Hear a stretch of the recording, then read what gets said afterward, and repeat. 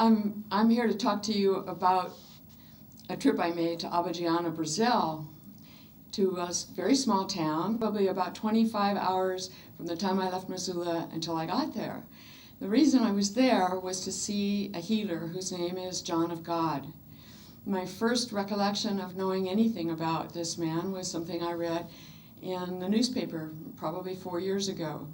And I was intrigued because this man is considered a medium and seems to be the person that is doing some fairly radical surgeries that are visible, and also that there's some meditation that goes on that seems to be of the nature of invisible surgery. That sounds a little different from the kind of approach that people in the Western world think of when they think about medicine. Flying into Abidjan, well, that's not really possible. You have to fly into Brasilia, which is about an hour and a half plane ride from either Rio or Sao Paulo. And Brasilia is quite a large city. From there, it's an hour and a half taxi ride through some areas that just look like farmland. Then we arrived in Abidjan and went to a very small inn that in Portuguese is called a posada. And that small inn was like a family to us. People who ran the posada were people who employed cooks, and we had like maid service and wonderful meals 3 times a day. This is all in preparation for the Wednesday, Thursday, and Friday of each week, where we would take a walk over to what's considered to be the casa. And the casa is also called the Casa de Dom Ignacio de Loyola, and that person was a priest who lived many years ago. I mean, really many years ago. He's been dead for a long time. So can you get related to this idea that this priest is an entity now and serves people through a medium, John of God. John of God apparently has the ability, and has had for nearly, I think 26 or 27 years, to channel entities. Some of them doctors, some of them proficient in law and architecture, orthopedics. These are all people who have died, and there are 33 or 34 entities who work through John of God and do some amazing healing work. So Michael and I went to an orientation, and we were told, oh, this is for you Americans especially. You know, you come here to the casa and you want healing, but actually you kind of want it the way you're used to having healing happen. Go to a doctor's, you make an appointment. Well, we're going to tell you what you need to do. You need to show up at the casa at 7:30 in the morning, because we open the doors and let people in and then close the doors at 8 o'clock. And if you come at 2 minutes after 8, the door's closed. You'll have to come back in the afternoon. So they really train us to follow the rules of the casa. They're pretty simple. The casa is considered a spiritual hospital.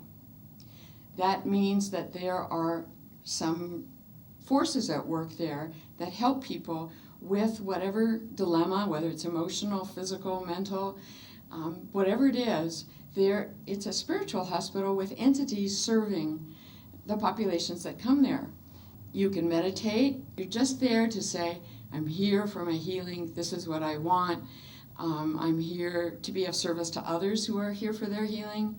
So we're sitting in a meditation room, and your eyes are closed, your hands are open, your feet are uncrossed, and to the best of your ability, you keep your eyes closed during the meditation.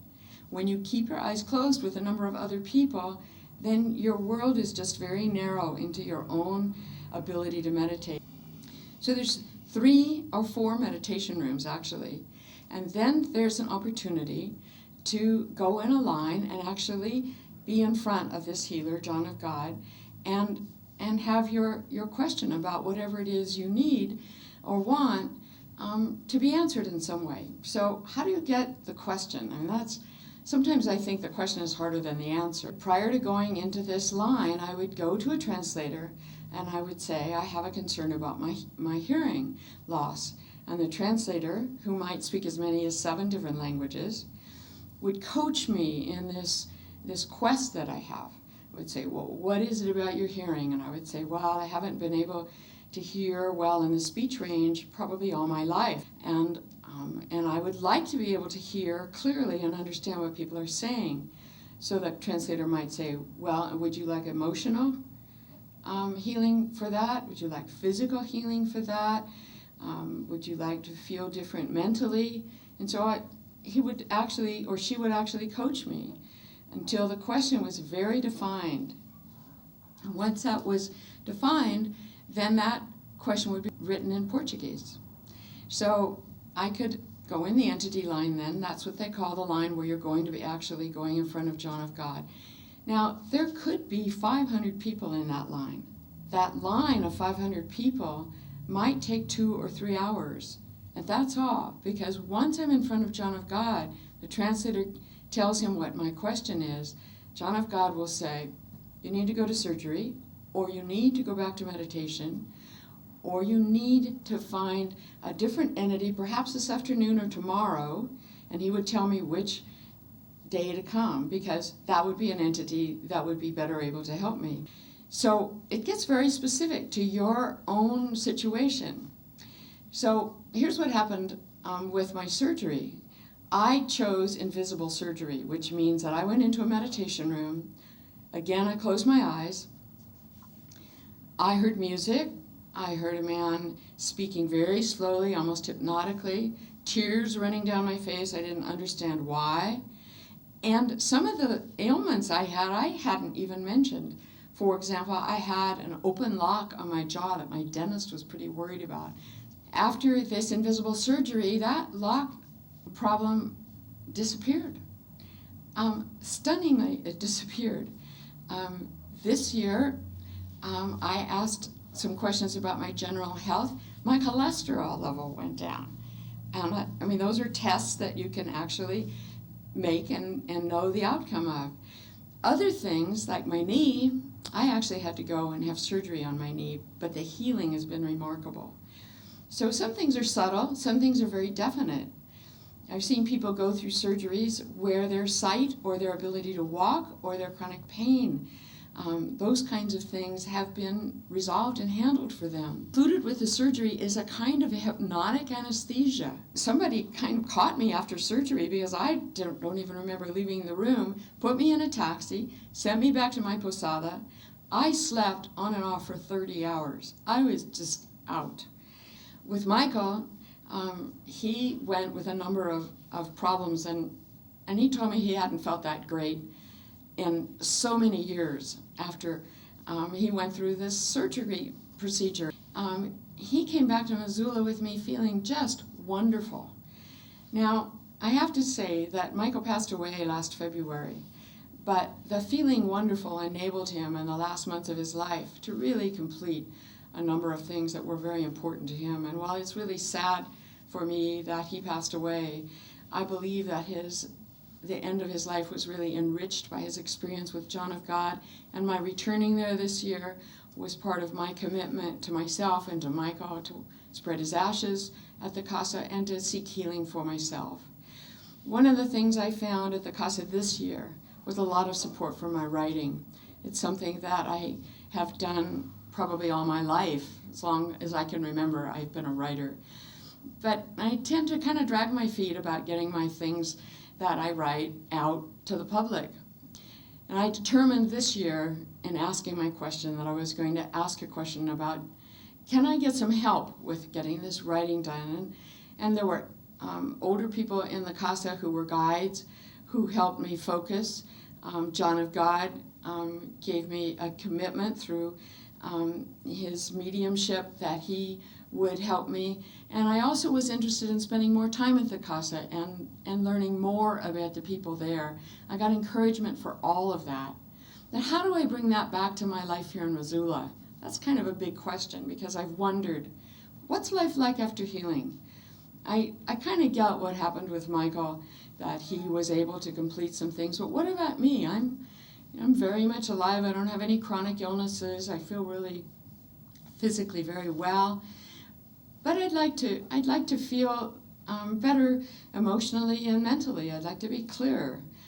So I've got this commitment that I made to the people at the Casa, the people in Abidjan, that I would continue with my writing. And what I'm finding is the flow of writing is easier. I'm making connections with people a lot easier. My spirit's higher.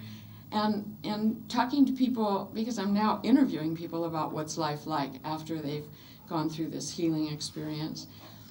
Their pain is resolved. Well, is that going to last forever? We're finding that there's some kind of an issue with stress. Stress may bring pain back. How can I slow that down at any given point and just remember that I was in a place that simplified life, things went very well. If I calm down, my life can get simpler here, and I can proceed with what my life's about. Why are you here, and what do you want? Situation about, well, what do I deserve? Like, do I deserve to have a healer work with me? Do I feel deserving of that? Do I feel deserving of a better life, better relationships? Those questions kind of poke at me. I mean, I think about them every day. You know, if I think about it, the reason I went to Abidjan is because people from Montana told me about it. So I'm beginning to link the two communities, and for me, that's been a very healthy and wonderful experience. I saw a man walking from the Casa back to wherever I guess he was living, and he looked familiar to me. I actually thought he was somebody from Missoula. And I called to him, and I said, "Stop, I recognize you." And then we walked together, and he said, "Oh, I remember, I met you last year." And I said, "Oh, had you mixed up with someone from Missoula?" And I wondered about his being here, but I was so excited to see him. And now I'm excited to see you. And I realized, yeah, I did meet you last year. And so we walked along together, and we talked about our individual wishes, and we found a really nice place to sit. There was actually a nice pool there and beautiful vista, and we had a cold drink, and he said, "Well, so what are you doing here?" And I said, "Well, I'm interested in writing, I'm interested in healing, there's been a year of grieving for me, I'm interested in that, work becoming, that growing in a way that I can be healthier through it." And he said, "Well, what have you written?" And so I told him a story about a Missoula child and his experiences, and that became a fuller and fuller experience for me to tell this young man about this. And then I found, oh, he could support me. Oh, I just asked for what I wanted. That's what I just did. I said, "Would you hear this story?" And then he said, "Would you hear my story?" And that's what we were doing, just communicating back and forth until the inspiration we each got from each other began to grow bigger and bigger, and our relationship got stronger. And I email that man. We have an agreement about our writing. As things come through me and I want to write about them, I can share that with him, and he can write back, and he can go, "Good, but I want you to look at this, and what do you want right now?" He could say, "What do you want, Eva, right now?" And that always touches me, because I realize, oh, there's somebody listening. There's somebody who actually listens and cares, and I recognize that was very much in my relationship with Michael. I want that. I'm a little touched by my grieving, and I think, oh, grieving kind of narrows your world, but I want my world to expand. If what I've learned can be expansive for me, and if I can reach people with my writing, or even with this speaking to you through this medium, if I can do that, and you're inspired in some way, then the work just kind of goes on. I mean, I've had dreams about, what is this work about for me? What is my life about now? I've had a lot of years in doing the kind of work I've been doing, which is mostly being helpful to other people. Well, how do I want that to manifest? Am I bold enough to go on TV and tell you my story? Am I bold enough to go show up in an auditorium and tell 100 or 200 or 1,000 people what I've experienced? Could that be something I deserve, that I want? And then I could say, well, yes, I do want that. I really do want to reach out and have a bigger impact. My work's about life cycles. starts with prenatal experiences and moves all the way through all the ages. Do I want people to know about that? Yes, I do. Do I want people to come to me and see me wherever I am? Sure, I want that. Have I been embarrassed to ask for that? Yes, I have been. I've been much more comfortable being of service to someone else than I've had comfort with the tables turned a little bit. And now I'm inviting people that are more than willing to help me if I can be clear about what I want, why I'm here, and what I want. So it's practice for me. You know, we talk about doctors having a practice, counselors having a practice. The practice means that every day I'm putting to use the principles that I really believe in. And every day I have some inspiration about those. And every night I have some new kind of dream that teaches me a little bit more. There are many people here in Missoula who have a lot to share, and I'm one of them.